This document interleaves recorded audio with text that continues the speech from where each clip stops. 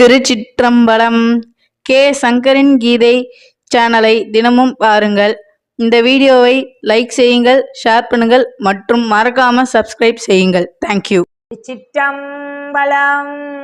மூர்க்க நாயனார் வரலாறு. சென்னையின் ஒரு பகுதியான திருவேற்காடு என்ற பதியில் வேளாண்மை குடியில் மூர்க்க நாயனார் பிறந்தார். திருவேற்காடு நாதர் மீது பேரன்பு கொண்டும் தினமும் சிவனடியார்களுக்கு சிறப்பான விருந்தளித்தும் வந்தார். திருவருளால் சிவனடியார்களின் கூட்டம் அதிகரித்து கொண்டே சென்றது.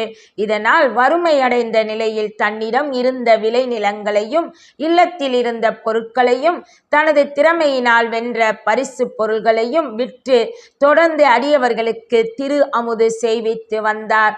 சில நாட்களில் திரு அமுது செய்யும் தொண்டு தொடர முடியாத அளவிற்கு பணம் இல்லாத நிலைமை ஏற்பட்டது.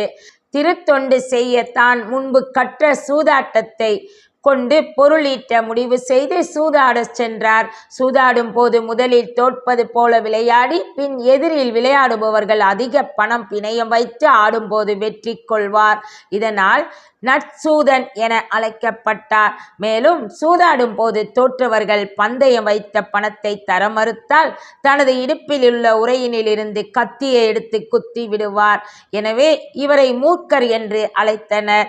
இவ்வாறு தொடர்ந்து ஒரே ஊரில் சூதாடியதால் அவ்வூரில் உள்ளோர் எவரும் இவரோடு சூதாட மறுத்தனர். எனவே மூர்க்கர் வெளி ஊர்களில் உள்ள சிவாலயங்களை சென்று உள்ள முருகி வழிபட்டு பணிந்து அவ்வூரில் உள்ளோரிடம் சூதாடி வென்று பெரும் பணத்தை கொண்டு அவ்வூர் சிவனடியார்களுக்கு விருந்தளிப்பார். இவ்வாறாக பல ஊர் சென்று திருத்தொண்டு செய்து திருக்குடந்தை கும்பகோணம் அடைந்தார். ஆதி கும்பேஸ்வரரை வணங்கி அவ்வூரில் மக்களிடம் சூதாடி அங்குள்ள அடியார்களுக்கு அமுது செய்வித்தார். எப்போது மூர்க்கர் அனைத்து சிவனடியாரும் சாப்பிட்ட பிறகே கடைசி பந்தியில் தான் அமர்ந்து திரு அமுது செய்வார். இவ்வாறாக பல காலம் அடியார்களுக்கு சோறும் நெய் காய்கறி கொண்டு சிறப்பாக தொடர்ந்து திரு அமுது அளித்து சிவபெருமானின் திருவடியில் சேர்ந்தார். திருவேற்காடு சென்னையிலிருந்து பூந்தமல்லி செல்லும் வழியில் இவ்வூர் உள்ளது. கருத்து: மூர்க்க நாயனார் தனது திருத்தொண்டு தொடர்ந்து நடைபெற அனைத்து செல்வங்களையும் இழந்து கடைசியில் வேறு வழியின்றி சூதாடும் முயற்சியில் ஈடுபட்டார். மேலும் ஒருவர் செய்யும் செயல் எந்த நோக்கத்திற்காக செய்யப்படுகிறது என்பதே முக்கியம்.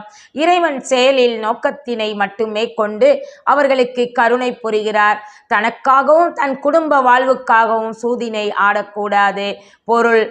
பொருள் கெடுத்து பொய்மேற்கொளி அருள் கெடுத்து அல்லல் உழப்பிற்கும் சூது. திருக்குறள் 938. மூர்க்க நாயனார் திருவடிகள் போற்றி போற்றி. திருச்சிற்றம்பலம். திருச்சிற்றம்பலம். கே சங்கரின் கீதை சேனலை தினமும் பாருங்கள்.